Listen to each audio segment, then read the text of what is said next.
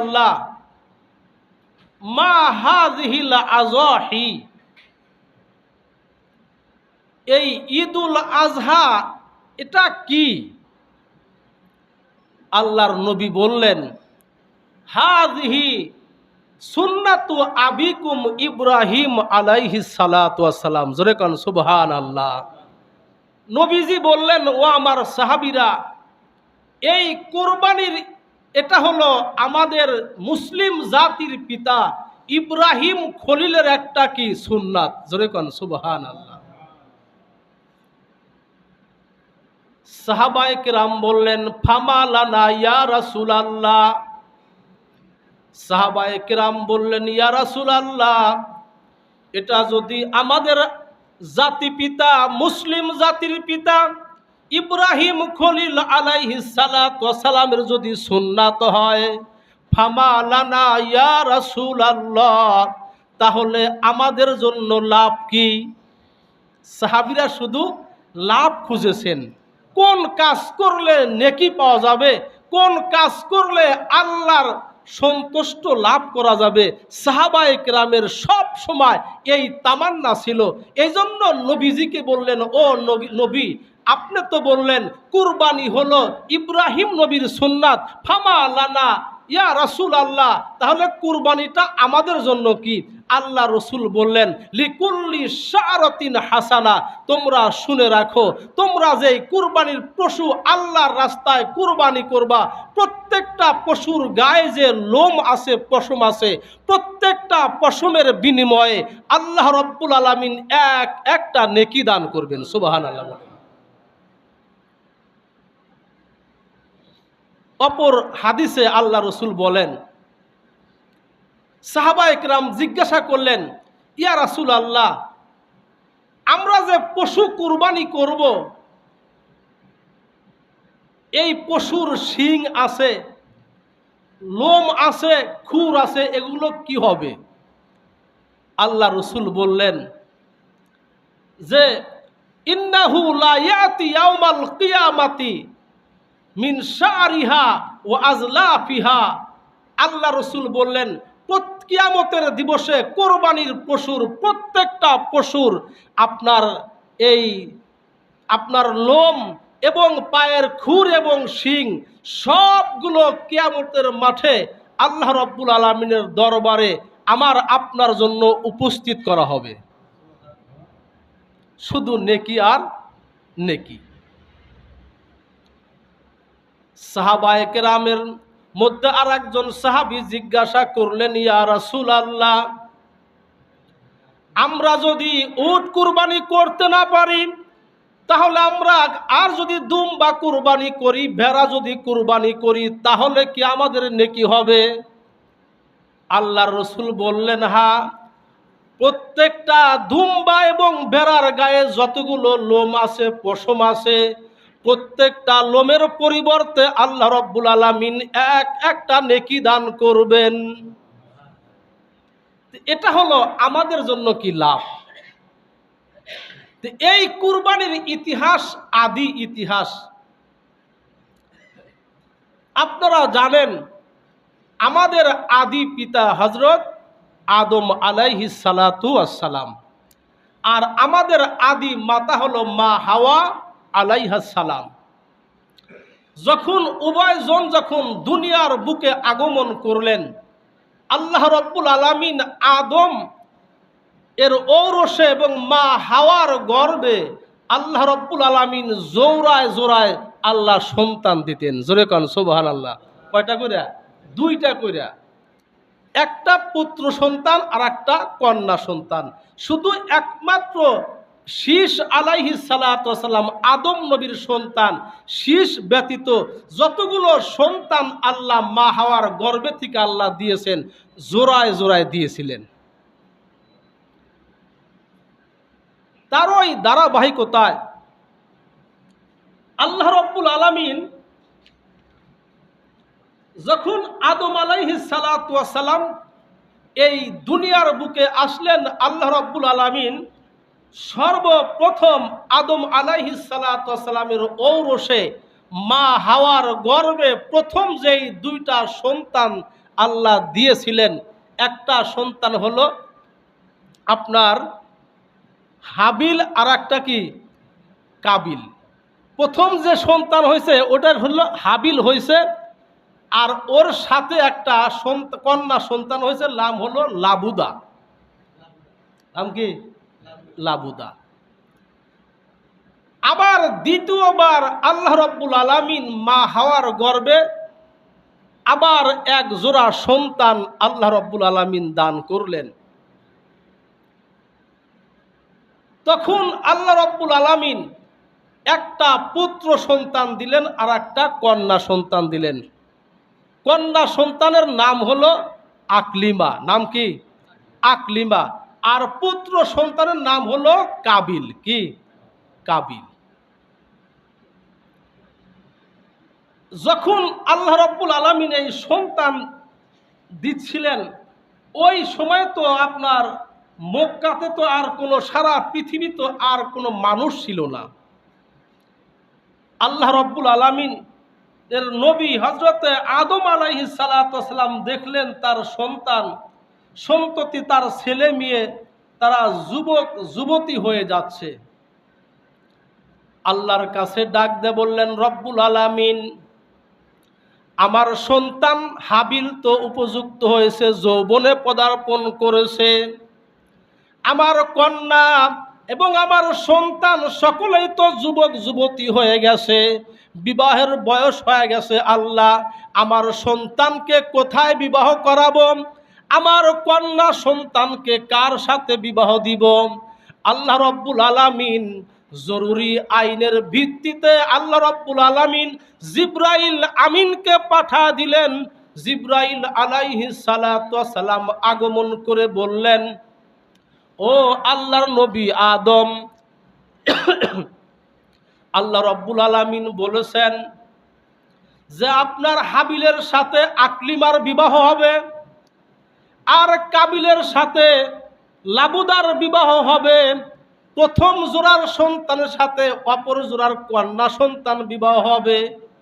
যখন এই সিদ্ধান্ত জিবরাইল আলাইহিস সালাতু ওয়াস সালাম জানা দিলেন, ওই সময় কাবিল ডাক দে বলে, আব্বা, আল্লাহ রাব্বুল আলামিন আমাদের তো জোড়ায় জোড়ায় দুনিয়াতে আল্লাহ প্রেরণ করেছেন। আমার সাথে যেই আমার বোন আকলিমা জন্মগ্রহণ করেছে, আমি আমার বোন আকলিমাকে বিবাহ করতে চাই, আমি লাবুদাকে বিবাহ করব না। ঘটনা হলো, কিতাবের ভিতরে আসে আপনার আকলিমা ছিল পরমা সুন্দরী, উষা লম্বা এবং সুন্দরী রূপসী ছিল। আর লাবুদা ছিল, হাবিলের সাথে যে হয়েছে লাবুদা, সে ছিল একটু বেটে এবং একটু কালো। আল্লাহ রাব্বুল আলামিন জরুরি ভিত্তিতে হুকুম দিয়া দিলেন যে এভাবে বিবাহ আপনি দিয়ে দেন। কিন্তু কাবিল বললেন যে আব্বা, আল্লাহ তো আমাদের জোড়ায় জোড়ায় পাঠায় দিয়েছেন, আমার সাথে আমার বোন আকলিমা হয়েছে, আমি আমার আকলিমাকে বিবাহ করব, আমি লাবুদাকে বিবাহ করব না। বাবা আদম আলাইহিস সালাতু ওয়াস সালাম ডাক দিয়ে বললেন, শোনো, এটা তো আমার কোনো সিদ্ধান্ত না, এটা আমার আল্লাহর সিদ্ধান্ত। আল্লাহর সিদ্ধান্ত চূড়ান্ত সিদ্ধান্ত, এই সিদ্ধান্ত উড্ড করা যাবে না। এবার আদম আলাইহিস সালাতু ওয়াস সালাম মহা বিপদে পড়ে গেলেন, কি করবেন? এবার আদম আলাইহিস সালাতু ওয়াস সালাম 2 রাকাত নামাজ পড়ে আল্লাহর কাছে ডাক দিয়ে বললেন, রব্বুল আলামিন, আমি তোমার হুকুম, তোমার বিধান আমার সন্তানকে জানায় দিয়েছি, কিন্তু আমার সন্তান কাবিল তো রাজি হয় না। আমার সন্তান কাবিল বলে তার সাথে যেই বোন আকলিমা হয়েছে, আকলিমাকে সে বিবাহ করতে চায়, সে তো লাবুদাকে বিবাহ করবে না। আল্লাহ বললেন, ঠিক আছে জিবরাইল, যাও আমার নবীকে বলে দাও, হাবিল আর কাবিল উভয়ে যেন আমি আল্লাহর রাস্তায় কোরবানি করে, যার কোরবানি আমার দরবারে গৃহীত হয়, কবুল হয়, সেই ব্যক্তি আকলিমাকে বিবাহ করবে। জোরে কোন সুবহানাল্লাহ। আল্লাহ সিদ্ধান্ত দিয়ে দিলেন। দিয়ে দেওয়ার পর যখন এই কথা আল্লাহ রাব্বুল আলামিন জানায়া দিলেন, এই কথাটা আল্লাহ রাব্বুল আলামিন এই সূরা মায়েদার ভিতরে আল্লাহ রাব্বুল আলামিন তুলে ধরেছেন। আল্লাহ রাব্বুল আলামিন বলেন, ওয়াতুলু আলাইহিম নাবা আবনাই আদামা বিল হক ইয করবা কুরবানান ফাতুকুবিলা মিন আহাদিহিমা ওয়ালাম ইউতাকাব্বাল মিনাল আখর ক্বালা লা আকতুলান্নাক ক্বালা ইন্নামা ইয়াতাকাব্বালুল্লাহু মিনাল মুত্তাকিন। আল্লাহ বলেন, ইজ ওয়াতলু আলাইহিম নাবা আবনাই আদামা বিল হক, হে আমার নবী, আপনি আহলে কিতাবদেরকে আদম আলাইহিস সালাতু ওয়াস সালামের পুত্রদ্বয়ের ঘটনা আপনি যথাযথ আপনি শোনায়া দেন। আপনি পাঠ করে আপনি আহলে কিতাবদেরকে এই ঘটনা শোনায়া দেন। ইয করবা কুরবানান ফাতুকুবিলা মিন আহাদিহিমা ওয়ালাম ইউতাকাব্বাল মিনাল আখর। যখন আদম আলাইহিস সালাতু ওয়াস সালামের উভয় পুত্র হাবিল আর কাবিল আল্লাহর রাস্তায় কোরবানি করেছিলেন।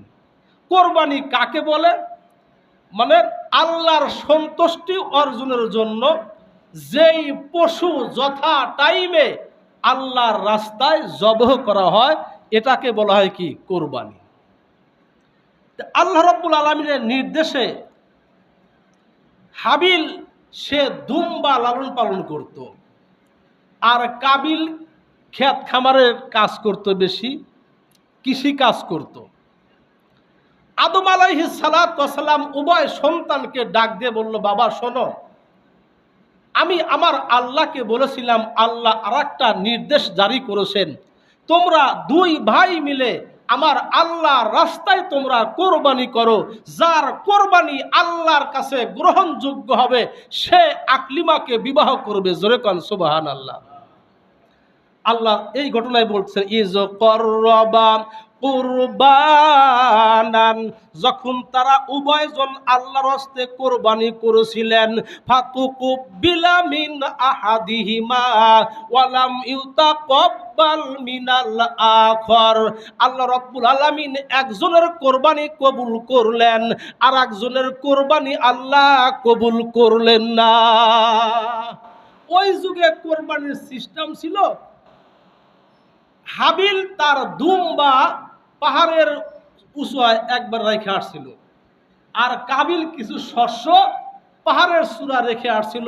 ওই যুগে কুরবানি কবুল হওয়ার নিদর্শন ছিল আকাশ থেকে আগুন এসে যার বস্তু যার পশুকে জ্বালায়া পোড়া শেষ করে দিত, বোঝা যাইতো ওইটা আল্লাহর দরবারে কি হয়েছে? কবুল হয়েছে। আর আমাদের সিস্টেম কত সুন্দর না? কোরবানি আল্লাহ রাস্তায় দেওয়াও যায় আর গোস্ত আবার খাওয়া যায়। আল্লাহ আমাদের জন্যই বাজেট করে দিয়েছেন, তারপরেও কিন্তু আমরা নিয়াত ঠিক রাখি না। নিয়াত যদি ঠিক না হয়, শুদ্ধ না হয়, কোরবানি কিন্তু হবে না। আল্লাহ রাব্বুল আলামিন বলেন, যখন হাবিল আর কাবিল যখন আল্লাহর কাছে কুরবানি করেছিলেন, আল্লাহ রাব্বুল আলামিন হাবিলের কুরবানি যখন কবুল করলেন, ওই সময় কাবিল রাগান্বিত হয়ে বলেছিল, ক্বালা লা আকতুলান্নাক। কাবিল তার ভাইকে ডাক দিয়ে বলে, শোনো, লা আকতুলান্নাক, আমি অবশ্যই তোমাকে হত্যা করব। জোরে কোন নাউজুবিল্লাহ।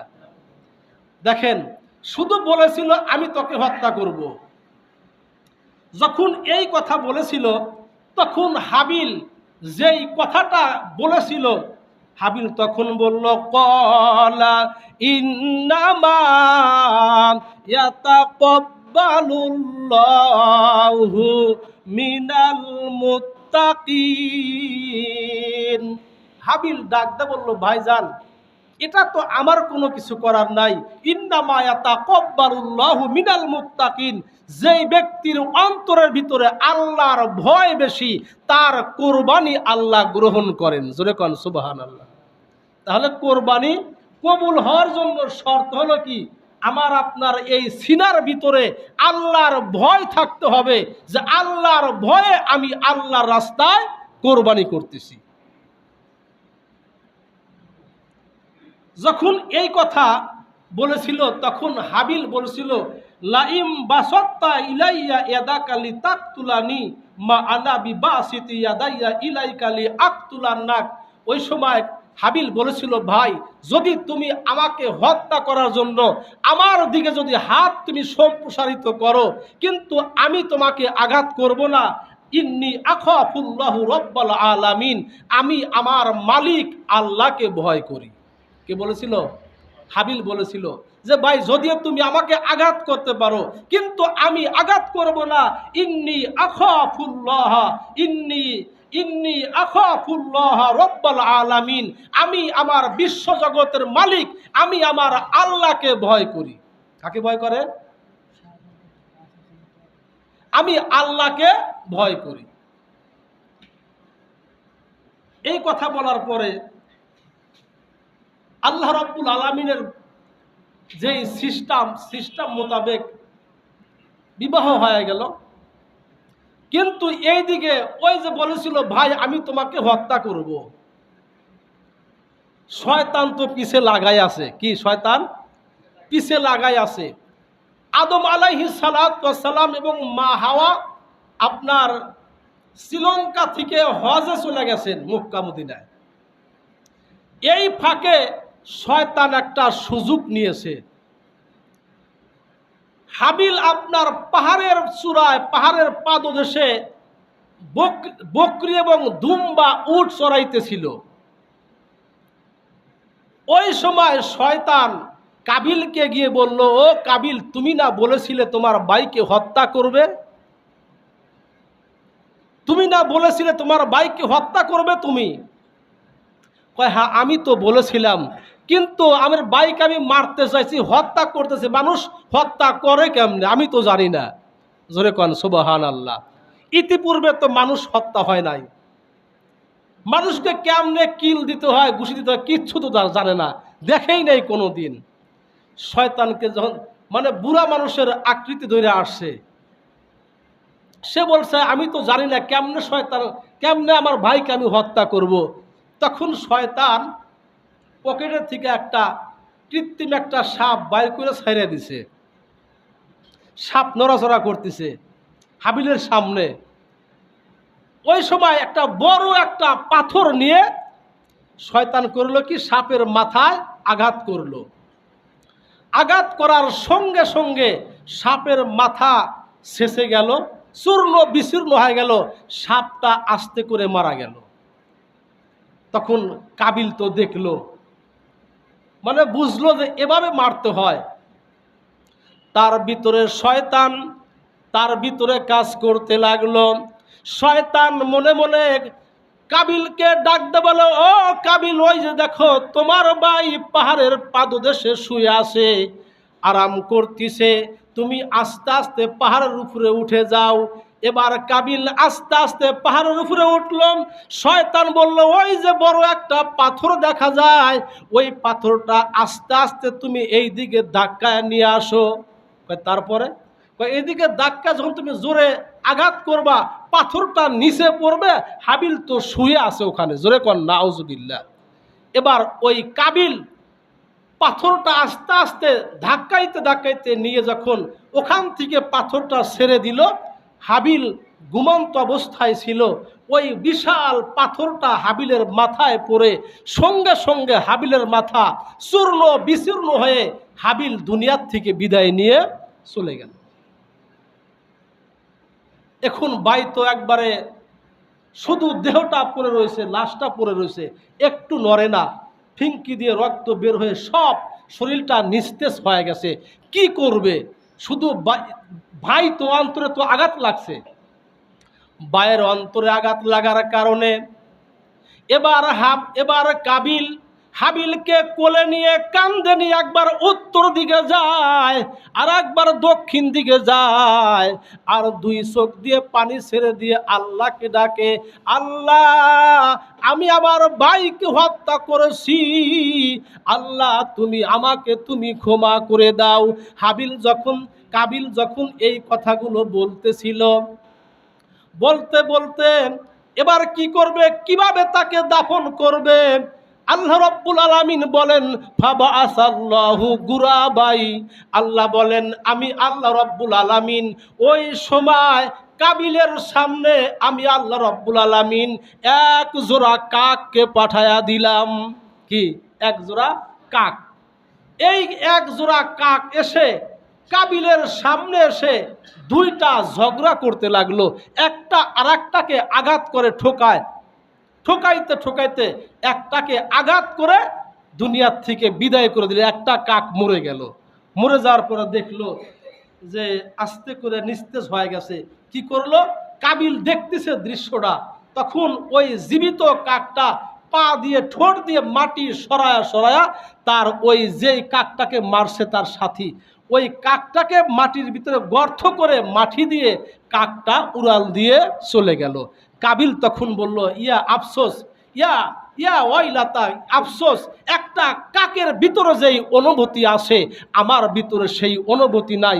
এবার কাবিল তার ভাই হাবিলকে ওখানে মাটি খনন করে এবার হাবিলকে ওইভাবে দাফন করে দিল। আদম আলাইহিস সালাতু সালাম এবং মা হাওয়া তো মক্কায় রয়েছে। মক্কা থেকে আসার পর এবার হাবিল তো আর কাবিল আর বাড়ি যায় না, শুধু ভাইয়ের জন্য কান্নাকাটি করে আল্লাহকে ডাকতে বলে, আল্লাহ আমি আমার ভাইকে আমি হত্যা করেছি, আল্লাহ তুমি আমার ভাইকে তুমি মাফ করে দাও। পাগলের মতো হয়ে গেছে কাবিল। ইতিমধ্যে আদম আলাইহিস সালাতু ওয়াস সালাম এবং মা হাওয়া যখন মক্কায় থেকে আগমন করেছেন, আসার পরে দেখে বাড়িতে হাবিলে পাওয়া যায় না। এবার কি করলো? কাবিলকে ডাক দে বলে, শোন কি হয়েছে, তোর ভাইয়ের খবর কি? কাবিল কান্না শুরু করে দিয়েছেন। ডাক দে বলে, আব্বা আমি শয়তানের ধোকায় পড়ে আমি আমার ভাইকে আমি হত্যা করেছি। তখন আদম আলাইহিস সালাতু ওয়াস সালাম মা হাওয়া অজর নয়নে কান্না শুরু করে দিলেন। বাবা আদম বললেন, আমার সন্তান হাবিলকে তুমি কোথায় কিভাবে রাখছো? কাবিল বলল, আব্বা অমুক জায়গায় আমার ভাই হাবিলকে আমি মাটি দিয়ে রাখছি। এবার চলো যাই। যাওয়ার পরে বাবা আদম হাবিলের কবর খনন করার পরে মাটি সরায়া দেখে যে এখনো পর্যন্ত ওই হাবিলের নাক আর কান দিয়ে রক্ত তীর ছুটে পড়ছে। জোরে কোন সুবহানাল্লাহ। পয়গম্বরের সন্তান আদম আলাইহিস সালাতু ওয়াস সালাম তাকায়া দেখে হাবিলের এই মাথাটা একবারে চূর্ণ বিচূর্ণ হয়ে গেছে, রক্তগুলো তার দেহে দিয়ে বারবার ফিঙ্কি দিয়ে পড়তিছে। বাবা আদম সহ্য করতে পারে না, মা হাওয়া কান্না শুরু করে দিয়েছেন। আদম আলাইহিস সালাতু ওয়াস সালাম এবার তার সন্তান কাবিলকে বুকে নিয়ে যখন তার বাড়িতে নিয়ে আসলেন, স্বামী স্ত্রী উভয়জন মিলে আল্লাহর কাছে বলছে, আল্লাহ আমার সন্তান আমার হাবিলকে হত্যা করেছে। আল্লাহ রাব্বুল আলামিন জানা দিলেন, ও আদম তুমি শুনে রাখো, পৃথিবীর বুকে যতগুলো মানুষ হত্যা হবে, যতগুলো মানুষ দুনিয়ার বুকে থেকে চলে যাবে, যে যাকে হত্যা করবে ওই হত্যার একটা পাপের অংশ আমি আল্লাহ রাব্বুল আলামিন কাবিলের আমলনামায় লিখে দিব। জোরে কন নাউজুবিল্লাহ। এটা হলো আপনার কোরবানির আদি ইতিহাস।